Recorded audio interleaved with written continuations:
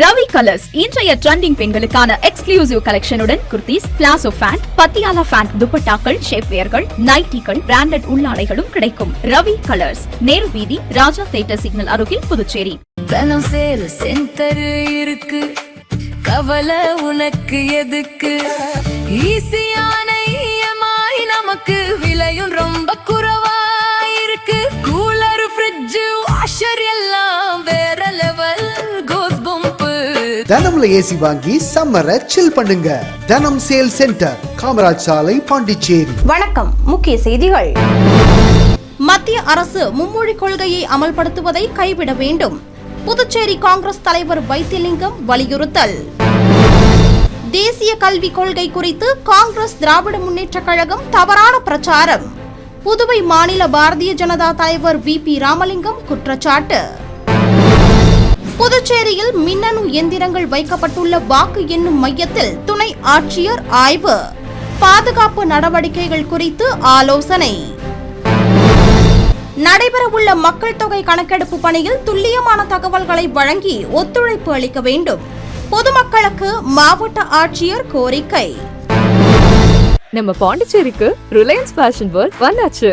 குவாலிட்டியான பிராண்டட் ஆடைகள் கம்மியான விலையில. எங்க தெரியுமா? அண்ணா சாலை, ரத்னா தியேட்டர் பக்கத்துல இருக்க நம்ம ரிலையன்ஸ் ஃபேஷன் வேர்ல்ட் தான். இங்க கலெக்ஷன்ஸ் எல்லாமே ட்ரெண்டுக்கு ஏத்த மாதிரி இருக்கு. 1999 ரூபாய்க்கு மேல பர்ச்சேஸ் பண்ற அனைவருக்கும் Cello brand kettle, John Players duffel bag மற்றும் அமெரிக்கன் டூரிஸ்டர் ட்ராலி பேக் போன்ற பரிசுகளும் இருக்கு. பிராண்டட் ஆடைகள் வாங்க Anna Salai Reliance Fashion World வாங்க. Reliance Fashion World, Anna Salai, Ratna theatre அருகில், புதுச்சேரி. இனி விரிவான செய்திகள். மத்திய அரசு மும்மொழி கொள்கையை அமல்படுத்துவதை கைவிட வேண்டும் என புதுச்சேரி காங்கிரஸ் பாராளுமன்ற உறுப்பினரும் காங்கிரஸ் தலைவருமான வைத்திலிங்கம் வலியுறுத்தியுள்ளார்.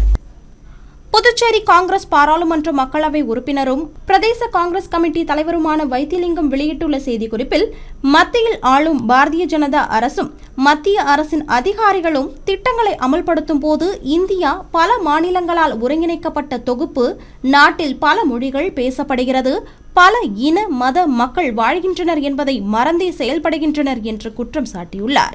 மேலும் அந்த வகையில் தற்போது CBSE 2026-27 கல்வியாண்டு முதல் 6ஆம் வகுப்பில் மும்மொழி கொள்கையை கட்டாயமாக்கியுள்ளது என்றும், இந்த மும்மொழி கொள்கை புதுச்சேரி யூனியன் பிரதேச மக்களின் மொழி கற்கும் உரிமையை பறிக்கும் வகையில் உள்ளது என்றும் அவர் கூறியுள்ளார். மேலும் பிரெஞ்சு கற்கும் உரிமை பறிக்கப்பட்டுள்ளதாகவும், மாணவர்களுக்கு இரு மொழியே போதுமானது என்றும், தாய்மொழியுடன் ஆங்கிலம் அல்லது பிரெஞ்சு அல்லது வேறு ஏதேனும் ஒரு மொழியை அவர்களது தேவைக்கு ஏற்ப கற்றுக்கொள்வர். ஹிந்தி உள்ளிட்ட மூன்றாவதாக ஒரு மொழியை திணிப்பதன் மூலம் மாணவர்கள் கல்வியறிவில் திறன்மிக்கவர்களாக நிச்சயம் வர முடியாது என்று குறிப்பிட்டுள்ள அவர், எந்த மொழியிலும் புலமை பெற்றவர்களாகவும் வர முடியாது என்றும் கூறியுள்ளார். மேலும் 3 மொழிகளை கற்கும் கட்டாயத்திற்கு உள்ளாகும் போது 3லும் சுமாராக இருப்பார்களே தவிர எதிலும் சிறப்பாக இருக்க மாட்டார்கள் என்பதால் மத்திய அரசு மும்மொழி கொள்கை அமல்படுத்துவதை கைவிட வேண்டும் என்றும், புதுச்சேரியில் பிரெஞ்சு மொழி கற்கும் உரிமையை பறிப்பதையும் கைவிட வேண்டும் எனவும், புதுச்சேரி மாநில மாணவர்கள் வெளிநாட்டு மொழிகளில் ஆங்கிலம் அல்லது பிரெஞ்சு எது கற்பிக்க விரும்புகிறார்களோ அதனை கற்பிக்கும் வாய்ப்பையும் வழங்க வேண்டும் என்றும் வலியுறுத்தி கேட்டுக்கொள்வதாக புதுச்சேரி காங்கிரஸ் பாராளுமன்ற மக்களவை உறுப்பினர் வைத்திலிங்கம் தெரிவித்துள்ளார். தேசிய கல்விக் கொள்கை குறித்து காங்கிரஸ் திராவிட முன்னேற்ற கழகம் தவறான பிரச்சாரம் செய்வதாக புதுவை மாநில பாரதிய ஜனதா தலைவர் VP ராமலிங்கம் குற்றம் சாட்டியுள்ளார். பாரதிய ஜனதா புதுவை மாநில தலைவர் VP ராமலிங்கம் விடுத்துள்ள செய்திக்குறிப்பில், காங்கிரஸ் திராவிட முன்னேற்ற கழகத்தின் பொய் பிரச்சாரங்கள் இனிமேல் மக்களிடம் எடுபடாது என்றும், தேசிய கல்விக் கொள்கை 2020 குறித்து காங்கிரஸ் திராவிட முன்னேற்ற கழகம் ஆகிய கட்சிகள் திட்டமிட்டு பரப்பி வரும் தவறான மற்றும் ஆதாரமற்ற கருத்துக்களுக்கு புதுச்சேரி பாரதிய ஜனதா கட்சி தனது கண்டனத்தை தெரிவித்துக் கொள்வதாக கூறியுள்ளார். மேலும் புதுச்சேரியின் தனித்துவமான அடையாளம் மற்றும் கலாச்சார உரிமைகள் 1956ஆம் ஆண்டு கையெழுத்திடப்பட்ட ஒப்படைப்பு ஒப்பந்தத்தின் கீழ் முழுமையாக பாதுகாக்கப்படுகிறது என்பதை தாங்கள் மீண்டும் உறுதிப்படுத்துகிறோம் என்றும் தெரிவித்துள்ள அவர், தங்கள் நிர்வாக தோல்விகளை மறைக்க இந்தி திணிப்பு என்ற போர்வையை பயன்படுத்தி வரும் காங்கிரஸ் திராவிட முன்னேற்ற கழகம் புதுச்சேரியின் இளைஞர்களை ஒரு கிணற்று தவளை நிலைக்குள்ளேயே வைத்திருக்க விரும்புவதாகவும், ஆனால் புதுவை மாணவர்கள் பன்மொழிகளை கற்கும் ஆற்றல் படைத்தவர்கள் என்பதை நிரூபித்து வருகின்றனர் என்று கூறியுள்ளார். மேலும் தங்கள் வீட்டு பிள்ளைகளை அனைத்து மொழிகளையும் கற்கும் உயர்தர பள்ளிகளுக்கு அனுப்பிவிட்டு சாமானிய மக்களின் குழந்தைகளுக்கு நவீன கல்வி வாய்ப்புகளை தடுக்கும் இவர்களின் இரட்டை வேடத்தை புதுச்சேரி வாக்காளர்களின் பதிலடி தேர்தல் முடிவுகளில் நிச்சயம் தெரியும் என்றும், புதுச்சேரியின் தனித்தன்மையை காக்க பாரதிய ஜனதா எப்போதும் குரல் கொடுக்கும் என்றும் அவர் தெரிவித்துள்ளார். புதுச்சேரியில் மின்னணு எந்திரங்கள் வைக்கப்பட்டுள்ள வாக்கு எண்ணும் மையத்தை துணை ஆட்சியர் ஆய்வு மேற்கொண்டார். புதுச்சேரி சட்டசபை தேர்தல் வாக்குப்பதிவு கடந்த 9ஆம் தேதி நடைபெற்றது. தேர்தலில் இதுவரை இல்லாத அளவில் 91.23% வாக்குகள் பதிவானது. புதுச்சேரியில் உள்ள 23 தொகுதிகளில் பதிவான வாக்குப்பதிவு எந்திரங்கள் லாஸ்பேட்டை மகளிர் பொறியியல் கல்லூரி, மோதிலால் நேரு பாலிடெக்னிக் கல்லூரி, தாகூர் அரசு கலை மற்றும் அறிவியல் கல்லூரியில் வைக்கப்பட்டுள்ளன. அங்கு துணை ராணுவத்தினர், உள்ளூர் காவல்துறையினர் மற்றும் IRBN காவல்துறையினர் என 3 அடுக்கு பாதுகாப்பு போடப்பட்டுள்ளன. மே 4ஆம் தேதி ஓட்டு எண்ணிக்கையும் நடைபெறவுள்ளது. இந்நிலையில் புதுவையில் உள்ள 3 வாக்கு எண்ணும் மையங்களில் வாக்கு எண்ணும் பணியில் ஈடுபடும் அதிகாரிகள், முகவர்கள் ஆகியோர் தனித்தனியாக அமர்வதற்கான மேஜை, நாற்காலிகள் அமைக்கப்பட்டு வருகிறது. இந்நிலையில் வாக்கு எண்ணும் மையங்களை துணை ஆட்சியர் சுதாகர், காவல் கண்காணிப்பாளர் பக்தவச்சலம் ஆகியோர் ஆய்வு செய்தனர். பாதுகாப்பு நடவடிக்கைகள், கண்காணிப்பு கேமராக்களின் செயல்பாடுகள் ஆகியவற்றை பார்வையிட்டு ஆலோசனை நடத்தினர். புதுச்சேரியில் நடைபெறவுள்ள இந்திய மக்கள் தொகை கணக்கெடுப்பு பணியில் பொதுமக்கள் துல்லியமான தகவல்களை வழங்கி ஒத்துழைப்பு அளிக்க வேண்டும் என மாவட்ட ஆட்சியர் கேட்டுக் கொண்டுள்ளார். புதுச்சேரி அரசு வருவாய் மற்றும் பேரிடர் மேலாண்மை துறை மூலம் ஏப்ரல் 25ஆம் தேதி அன்று வெளியிடப்பட்ட அரசாணையின் அடிப்படையில் வரவிருக்கும் இந்திய மக்கள் தொகை கணக்கெடுப்பு 2027 செயல்பாடுகளை சிறப்பாக முன்னெடுக்க பொதுமக்களின் கடமைகள் மற்றும் பொறுப்புகள் குறித்து அறிவிக்கப்பட்டுள்ளது. அதன்படி மக்கள் தொகை கணக்கெடுப்பு 2027இன் முதல் கட்டமாக வீட்டு பட்டியல் மற்றும் வீட்டு கணக்கெடுப்பு புதுச்சேரி யூனியன் பிரதேசத்தில் கால அட்டவணைப்படி நடைபெறும். மேலும் பொதுமக்கள் தாங்களே இணையதளத்தின் மூலம் தகவல்களை பதிவு செய்யும் சுய கணக்கெடுப்பு வருகிற மே 17ஆம் தேதி முதல் 31ஆம் தேதி வரை நடைபெறும் என்றும், கணக்கெடுப்பு அலுவலர்கள் வீடுதோறும் சென்று தகவல்களை சேகரிக்கும் பணி ஜூன் 1ஆம் தேதி முதல் 30ஆம் தேதி வரை மேற்கொள்ளப்படும் என்று தெரிவிக்கப்பட்டுள்ளது. இந்த கணக்கெடுப்பின் போது வீட்டு அமைப்பு, குடிநீர் வசதி, கழிப்பறை, சமையல் எரிபொருள், மின்சாரம் மற்றும் இணைய வசதி உள்ளிட்ட மொத்தம் 33 விவரங்கள் சேகரிக்கப்படும் என்றும், கணக்கெடுப்பு அலுவலர்கள் கேட்கும் கேள்விகளுக்கு உண்மையான மற்றும் துல்லியமான பதில்களை பொதுமக்கள் வழங்குவது கட்டாயமாகும் என்றும் தெரிவிக்கப்பட்டுள்ளது. மேலும் கணக்கெடுப்பில் சேகரிக்கப்படும் அனைத்து தகவல்களும் முழுமையான ரகசியத்துடன் பாதுகாக்கப்படும் என்றும், இந்த தகவல்கள் எந்தவொரு நீதிமன்ற வழக்குகளிலும் சான்றாக பயன்படுத்தப்பட மாட்டாது என்பது உறுதியாக அறிவிக்கப்படுவதாகவும் தெரிவிக்கப்பட்டுள்ளது. மேலும் கணக்கெடுப்பு பணிகளில் ஒத்துழைக்காமல் இருப்பது, தவறான தகவல் வழங்குவது அல்லது அலுவலர்களுக்கு அனுமதி மறுப்பது போன்ற செயல்களில் ஈடுபட்டால் 1000 ரூபாய் வரை அபராதம் விதிக்கப்படும் என்பதால் அனைத்து பொதுமக்களும் இந்த தேசிய முக்கியத்துவம் வாய்ந்த பணியில் ஆர்வத்துடன் பங்கேற்று துல்லியமான தகவல்களை வழங்கி கணக்கெடுப்பு பணிகள் வெற்றிகரமாக நடைபெற ஒத்துழைக்குமாறு கேட்டுக் கொள்ளப்படுவதாக மாவட்ட ஆட்சியர் மற்றும் முதன்மை மக்கள் தொகை கணக்கெடுப்பு அதிகாரி ஆகியோர் கேட்டுக் கொண்டுள்ளனர். புதுச்சேரியில் இருந்து பிரெஞ்சு மொழியை எடுக்கக்கூடாது என புதுச்சேரி வாழும் பிரெஞ்சு மூத்த குடிமக்கள் தெரிவித்துள்ளனர். புதுவை மாநிலத்திற்கு தனியாக கல்வி வாரியம் கிடையாது. எனவே புதுவை மாணவர்கள் மத்திய அரசின் போட்டித் தேர்வுகளை எளிதாக எதிர்கொள்ளும் விதமாக அரசு பள்ளிகளில் 1 முதல் 12ஆம் வகுப்பு வரை முழுமையாக CBSE பாடத்திட்டம் கொண்டுவரப்பட்டது. மேலும் புதுவையில் இதுவரை இருமொழி கொள்கை கடைபிடிக்கப்பட்டது. இந்நிலையில் பிரெஞ்சு கலாச்சாரத்தின் ஜன்னல் என அழைக்கப்படும் புதுச்சேரியில் தற்போது தமிழ், ஆங்கிலம், மலையாளம், தெலுங்கு, பிரெஞ்சு என 5 மொழிகள் அலுவல் மொழியாக உள்ளன. மும்மொழி கொள்கையின்படி குறைந்தபட்சம் 2 இந்திய மொழிகள் கற்பிக்கப்பட வேண்டும். அதன்படி தற்போது வெளிநாட்டு மொழிகளில் ஆங்கிலம் பிரதானமாக உள்ளது. மேலும் ஆங்கிலம் பின்பற்றப்படும் நிலையில் பிரெஞ்சு மொழி நீக்கப்படலாம் என்று கூறப்படுகிறது. பிரெஞ்சு மொழி படித்து வரும் புதுவை மக்களுக்கு இது பெரும் பாதிப்பாக அமையும் என கூறப்படுகிறது.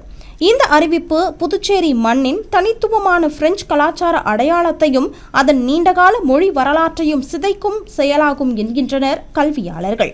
மேலும் இதற்கு புதுவை மாநிலத்தில் உள்ள அரசியல் கட்சிகளும் கடும் எதிர்ப்பு தெரிவித்து வரும் நிலையில் புதுச்சேரி வாழும் பிரெஞ்சு மூத்த குடிமக்கள் சார்பில் கருத்து தெரிவித்துள்ள சுசிலா, புதுச்சேரியின் கலாச்சாரத்துடன் பிரெஞ்சு மொழி இணைந்து விட்டது என்றும் பிரெஞ்சு மொழியை ஆர்வத்தோடு கற்றுக்கொண்டோம் எனவும் ரத்தத்தில் இந்த மொழி கலந்துவிட்டது. ஆனால் இன்று திடீரென எப்படி பிரதமர் பிரெஞ்சு மொழிக்கு எதிராக முடிவு எடுத்தார் என்று தெரியவில்லை என்றும் கூறியுள்ளார். மேலும் இதற்கு பிரான்சில் வாழும் தமிழர்கள் எதிர்ப்பு தெரிவித்து சமூக வலைதளத்தில் பதிவிட்டு வருகின்றனர் என்று கூறியுள்ள அவர் 80 வயதை கடந்துவிட்ட தானும் இதற்காக போராடுவேன் என்று அவர் தெரிவித்துள்ளார். ஒரு அன்போடும் ஆதரவோடும் ஆதங்கத்தோட கத்துக்கிட்ட ஒரு லாங்குவேஜ் அது இன்னைக்கு இல்லைன்னு கேள்விப்படும் போது எங்களுக்கு மனசு கஷ்டமா இருக்கு. அதாவது பாண்டிச்சேரியும் பிரெஞ்சும் கலந்தே இருக்கிற ஒரு நாடு. நம்ம பாண்டிச்சேரி பிரெஞ்சு இல்லாம பாண்டிச்சேரி இல்ல, பாண்டிச்சேரி இல்லாம பிரெஞ்சு கிடையாது. உண்மைதானுங்களே? இன்னைக்கு எந்த பிரெஞ்சுக்காரங்க போயிட்டாலும் கூட ஒரு நண்பரோட நண்பர் பேசும்போது கொமா சவா மிஸ்யூ, எப்படி இருக்கீங்க, சவா. லாங்குவேஜ் இன்னும் பிரெஞ்சுக்காரங்க விட்டு போனது அப்படியே தான் இருக்கு. அவங்க எத்தையும் கொண்டு போகல. நாட்டை விட்டு போனாலும் கூட நம்மளை விட்டு அவங்க இன்னும் போகவே இல்லை. உண்மைதானுங்களே? அப்ப அதாவது இன்னைக்கும் பிரெஞ்சு கல்ச்சரல் இருக்கு, பிரெஞ்சு லாங்குவேஜ் இருக்கு. எப்படி பார்த்தாலும் அது நம்ம ரத்தத்திலேயே ஊறின ஒன்னா இருக்கும் போது இன்னைக்கு பாண்டிச்சேரி இல்லைன்னு சொன்னாலும் பிரெஞ்சு இருக்கும், பிரெஞ்சு இல்லைன்னாலும் பாண்டிச்சேரி இருக்கும். ஆனா பிரெஞ்சோட தான் இருக்கும். அது வருகிற மே 4ஆம் தேதி வாக்கு எண்ணிக்கை நடைபெற்று புதிய அமைச்சரவை துவங்க உள்ள நிலையில் சட்டப்பேரவை அறைகளை சுத்தம் செய்யும் பணி மும்முரமாக நடைபெற்று வருகிறது. நடந்து முடிந்த சட்டசபை தேர்தலுக்கான ஓட்டு எண்ணிக்கை மே 4ஆம் தேதி நடைபெறுகிறது. அதனைத் தொடர்ந்து புதிய அமைச்சரவை மே மாத இறுதிக்குள் பதவி ஏற்கும் என்று தெரிகிறது. இதனையொட்டி புதிய அமைச்சரவை பதவி ஏற்பு விழாவிற்காக சட்டசபையை சீரமைத்து தயார் செய்யும் பணிகள் துவங்கியுள்ளன. அதில் பழமை வாய்ந்த பாரம்பரியமான புதுச்சேரி சட்டசபை கட்டட வளாகத்தில் உள்ள மொசைக் தரைகளை பாலிஷ் செய்யும் பணி வேகமாக நடைபெற்று வருகிறது. மேலும் அமைச்சர் தேனி ஜெயக்குமார் அலுவலகமும் ஏப்ரல் 27ஆம் தேதி காலி செய்யப்பட்டது குறிப்பிடத்தக்கது. புதுவையில் அரசு பள்ளிகளுக்கு இலவச பாடப்புத்தகங்கள் அனுப்பி வைக்கும் பணி தீவிரமாக நடைபெற்று வருகிறது. புதுச்சேரியில் அரசு பள்ளிகளில் சிபிஎஸ்இ பாடத்திட்டமும் பெரும்பாலான தனியார் பள்ளிகளில் தமிழ்நாடு பாடத்திட்டமும் கடைபிடிக்கப்படுகிறது. இந்நிலையில் புதுவையில் உள்ள பள்ளிகளில் 2026-27 கல்வியாண்டிற்கான வகுப்புகள் கடந்த 1ஆம் தேதி தொடங்கியது. வழக்கமாக பள்ளிகள் திறக்கப்படும் நாளில் அல்லது மறுநாளில் மாணவர்களுக்கு புத்தகம் மற்றும் சீருடை வழங்கப்படுவது வழக்கம். இந்நிலையில் கல்வித்துறை அதிகாரிகள் நடவடிக்கை எடுத்து பெங்களூருவில் இருந்து அரசு பள்ளி மாணவர்களுக்கு தேவையான புத்தகங்களை கொள்முதல் செய்துள்ளனர். இந்த புத்தகங்கள் கடந்த சில நாட்களுக்கு முன்பு லாரிகள் மூலம் புதுவைக்கு வந்து சேர்ந்த நிலையில் அவை லாஸ்பேட்டையில் உள்ள வெங்கட சுப்பா ரெட்டியார் அரசு தொழில்நுட்ப பள்ளியில் வைக்கப்பட்டுள்ளன. பின்னர் அந்த புத்தகங்கள் பிரிக்கப்பட்டு புதுவையில் உள்ள அனைத்து அரசு பள்ளிகளுக்கும் அனுப்பும் பணி தீவிரமாக நடைபெற்று வருகிறது. இந்த பணிகள் இன்னும் சில நாட்களில் முடிவடையும். புதுவையில் கோடை வெயிலை முன்னிட்டு ஏப்ரல் 27ஆம் தேதி முதல் பள்ளிகளுக்கு விடுமுறை விடப்பட்டுள்ள நிலையில் விடுமுறை முடிவடைந்து ஜூன் மாதம் 1ஆம் தேதி மீண்டும் பள்ளிகள் திறக்கப்படும் என்றும் அறிவிக்கப்பட்டுள்ளது. அன்றைய தினம் மாணவர்களுக்கு புத்தகங்கள் வழங்க திட்டமிடப்பட்டுள்ளதாகவும் தகவல் வெளியாகியுள்ளது. புதுச்சேரி மக்கள் நீதிமன்றத்தில் 6 வழக்குகளுக்கு தீர்வு காணப்பட்டு 4,88,000 ரூபாய் இழப்பீடாக வழங்கப்பட்டது. நுகர்வோரின் புகார்களை உடனடியாக தீர்வு காண வேண்டும் என கிரக்கி மத்தியஸ்தா சமாதன் என்ற ஒரு நாடு தழுவிய அமைப்பு ஏற்படுத்தப்பட்டுள்ளது. அதன்படி புதுச்சேரி நுகர்வோர் குறைதீர்க்கும் ஆணையத்தில் தேங்கி கிடக்கும் புகார்களுக்கு குறிப்பிட்ட காலக்கெடுவிற்குள் தீர்வு காண முடிவு செய்யப்பட்டது. மேலும் புதுச்சேரி யூனியன் பிரதேசத்தில் உள்ள மாவட்ட நுகர்வோர் குறைதீர்வு ஆணையத்தில் மக்கள் நீதிமன்றம் நடைபெற்றது. இந்த நிகழ்வுக்கு மாவட்ட நுகர்வோர் ஆணைய தலைவர் முத்துவேல் தலைமை தாங்கினார். இதில் உறுப்பினர்கள் சுபிதா, ஆறுமுகம் ஆகியோர் அடங்கிய அமர்வு நடைபெற்றது. இதில் மொத்தம் 9 வழக்குகள் சமாதானத்திற்கு எடுத்துக் கொள்ளப்பட்ட நிலையில் 6 வழக்குகளுக்கு உடனடியாக தீர்வு காணப்பட்டது. இதில் பாதிக்கப்பட்டவர்களுக்கு 4,88,000 ரூபாய் இழப்பீடு வழங்கப்பட்டது. இந்த நிகழ்ச்சியில் நுகர்வோர் குறைதீர்வு ஆணைய பதிவாளர் விஜயா மற்றும் மூத்த வழக்கறிஞர்கள் உட்பட பலர் கலந்து கொண்டனர். புதுவை குயவர்பாளையம் பகுதியில் அமைந்துள்ள கிருஷ்ணர் கோவிலில் நடைபெற்ற சித்திரை மாத தேரோட்டத்தில் முன்னாள் சட்டமன்ற உறுப்பினர் ஓம் சக்தி சேகர் உட்பட ஏராளமான பக்தர்கள் கலந்து கொண்டு சுவாமி தரிசனம் செய்தனர். புதுச்சேரி குயவர்பாளையம் சாத்தானி வீதியில் அமைந்துள்ள கிருஷ்ணர் கோவிலில் சித்திரை மாத தேரோட்டம் வெகு விமர்சையாக நடைபெற்றது. இந்த நிகழ்ச்சியில் முன்னாள் சட்டமன்ற உறுப்பினர் ஓம் சக்தி சேகர் கலந்து கொண்டு சுவாமி தரிசனம் செய்தார். மேலும் ஓம் சக்தி சேகர் தனது குடும்பத்தினருடன் கலந்து கொண்டு தேரை வடம் பிடித்து இழுத்து சுவாமி தரிசனம் செய்தார். இந்த நிகழ்ச்சியில் வெங்கடேசன், ரமேஷ், ஆசாரி, தம்பா, கஸ்தூரிபாய் நகர் அருள், கேசி நகர் ஐயனார், லாண்டரி குமார், சுகுமார், சுப்பிரமணி உள்ளிட்ட பலர் கலந்து கொண்டு விழாவை சிறப்பித்தனர்.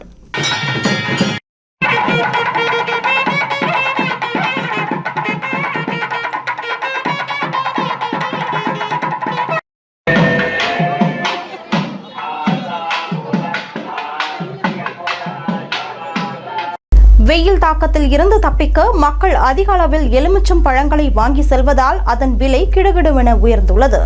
புதுச்சேரியில் கடந்த சில நாட்களாக வெயில் கடுமையாக சுட்டெரித்து வருகிறது. இதனால் வெயிலின் தாக்கத்தில் இருந்து காத்துக்கொள்ள பொதுமக்கள் பழச்சாறு, கரும்புச்சாறு, குளிர்பானங்கள், தர்பூசணி, வெள்ளரி உள்ளிட்டவற்றை வாங்கி உடலை குளிர்ச்சியாக வைத்துக் கொள்ள முயன்று வருகின்றனர். இதனிடையே முன்பு மலிவான விலையில் அனைவரும் அதிகம் விரும்பி அருந்தும் பழச்சாறாக எலுமிச்சம் பழச்சாறு இருந்தது. ஆனால் தற்போது எலுமிச்சம் பழத்தின் விலை திடீரென உயர்ந்துள்ளது பொதுமக்களை அதிர்ச்சியடைய செய்துள்ளது. பழத்தின் அளவை பொறுத்து ஒரு பழம் 5 ரூபாயில் இருந்து பெரிய அளவிலான பழம் ஒன்று 12 ரூபாய்க்கும் விற்பனை செய்யப்படுகிறது. இதனால் கடைகளிலும் பழச்சாற்றின் விலை அதிகரித்துள்ளது. இதுகுறித்து கூறும் வியாபாரிகள், கடுமையான வெயிலால் மக்கள் கடைகளிலும் வீடுகளிலும் எலுமிச்சம் பழத்தை அதிகம் வாங்குவதாகவும், மேலும் விளைச்சல் குறைவு ஆனால் கொள்முதல் அதிகம் என்பதால் இந்த விலை ஏற்றம் என தெரிவிக்கின்றனர். பழச்சாறு கடைகளில் குறைவான விலையில் விற்கப்படுவது எலுமிச்சம் பழச்சாறுதான். ஆனால் அதுவே இன்று விலையேற்றம் கண்டுள்ளது ஏழை மற்றும் நடுத்தர மக்களிடையே அதிர்ச்சியை ஏற்படுத்தியுள்ளது. இனி வருவது புதுவையில் இன்றைய தங்கம் மற்றும் வெள்ளி விலை நிலவரம். இன்றைய தங்கம் வெள்ளி விலை விவரம். புதுவையில் இன்றைய தங்கம் வெள்ளி விலை விவரம் வழங்குபவர்கள் முத்து கோல்ட் ஹவுஸ், பாண்டிச்சேரி. தங்கம் 1 கிராம் 14,025 ரூபாய். இன்றைய தங்கம் வெள்ளி விலை விவரம். வெள்ளி 10 கிராம் 2,620 ரூபாய். இத்துடன் AMN செய்திகள் நிறைவடைந்தன. வணக்கம். புதுச்சேரி உங்கள் AMN டிவி செய்திகளை யூடியூபில் உடனுக்குடன் காண AMN டிவி பாண்டிச்சேரி சேனலை சப்ஸ்கிரைப் செய்யுங்கள். பெல் பட்டனை மறக்காமல் கிளிக் செய்யுங்கள்.